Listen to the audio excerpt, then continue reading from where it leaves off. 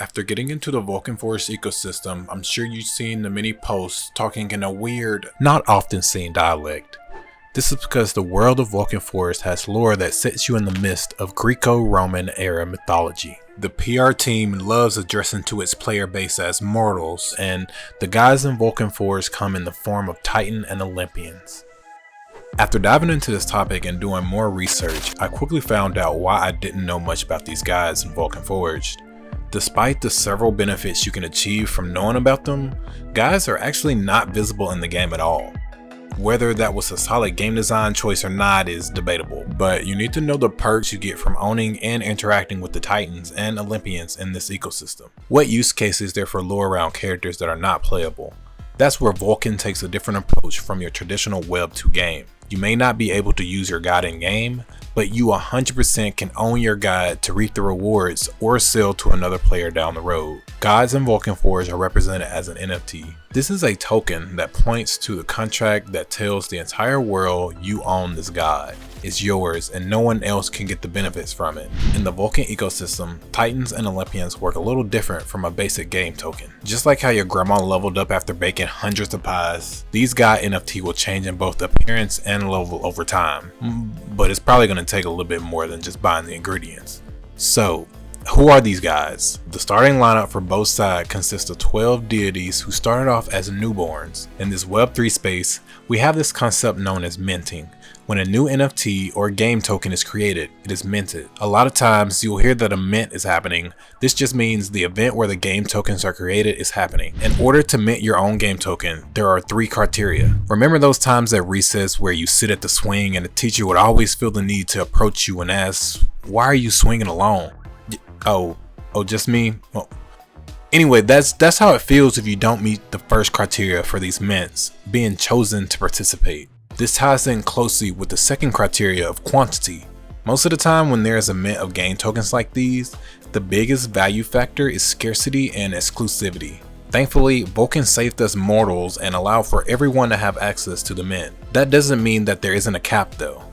Out of the 24 total guides, each can only be minted 100 times. So the true max cap of god game tokens in the Vulcan ecosystem is 2400. The number of these tokens are important because the gods in this Web3 economy come with a lot of benefits that only 2400 people are getting. Before I tell you those, make sure to hit the like button if you get any bit of knowledge from this video. Man, wouldn't it be cool to go to a Minotaur labyrinth? You'll need a level 7 Olympian for that.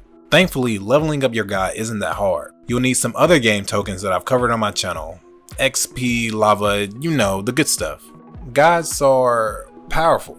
Who would have thought? I heard once Thea, the god of sun and light, had eyes that emitted a beam of invisible light that allowed her to see whatever something had touched. Over time, you may be blessed with an awesome upgrade on your god. You can also see if a god has already been upgraded via the marketplace. Once a god is upgraded, there's no going back. Whatever traits, stats, and ability it gets is set in stone.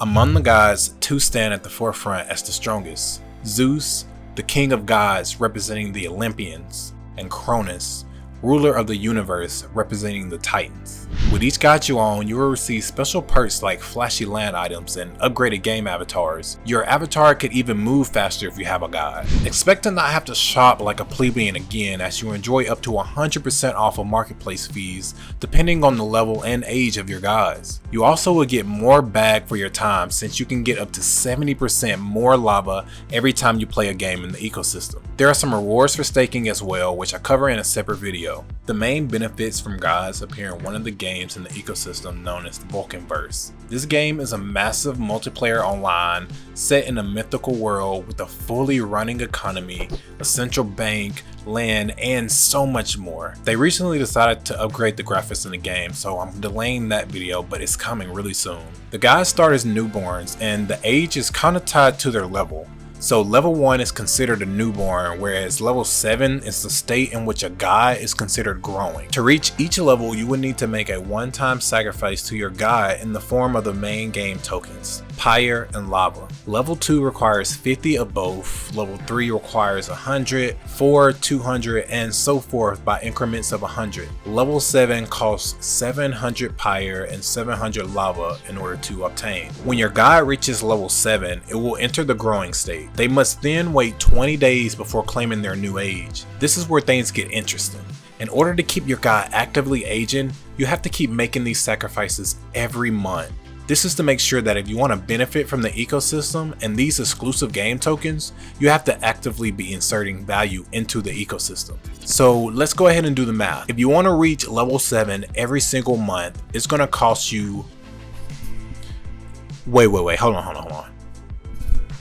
I just gotta make sure I'm doing this math right. Okay, Pyre is currently $4.40. It's gonna cost you 2,850 Pyre and lava just to do this every single month. For Pyre, it's gonna cost you a total of $12,540 every month at the current price of Pyre. Thankfully, for the lava, you only need about $100 worth. So basically, if you want to own one of these guys and get the full benefits out of it, you might as well be ready to treat it as a real estate investment. The excellent thing about the Vulcan Forged ecosystem is that it is purposeful with the systems it puts in place to sustain its Web3 ecosystem. I think it's one of the best examples we have to look at for how to do this Web3 gaming thing right.